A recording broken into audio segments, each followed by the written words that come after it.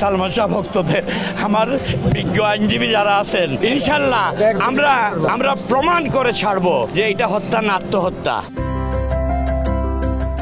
বাংলা চলচ্চিত্রের ৯০ দশকের সুপারস্টার সালমান শাহ, যার অকাল মৃত্যু আজও রহস্যে ঘেরা। আত্মহত্যা নাকি পরিকল্পিত হত্যা, শুরু থেকে এ প্রশ্ন ছিল দর্শক হৃদয়ে। আর সেই রহস্যই এবার পেল নতুন মোড়। তার মৃত্যুর ২৯ বছর পর প্রকাশ পেল অপমৃত্যু নয়, এবার এটি হত্যা মামলা।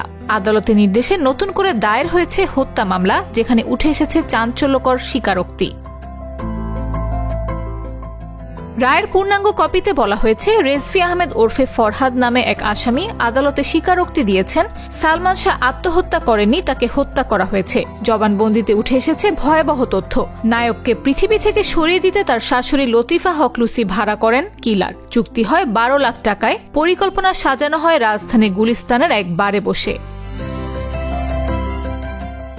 এই হত্যার সঙ্গে জড়িত ছিলেন ব্যবসায়ী আজিজ মোহাম্মদ ভাই, চলচ্চিত্রের খলনায়ক ডন, স্ত্রী সামিরা হক সহ আরো কয়েকজন। জবানবন্দি অনুযায়ী ডনের সঙ্গে সামিরার গোপন সম্পর্ক ছিল, আর সামিরার মা লুসির সঙ্গে সম্পর্ক ছিল আজিজ মোহাম্মদ ভাইয়ের। এই সম্পর্কের জট থেকেই জন্ম নেয় নৃশংস হত্যার পরিকল্পনা।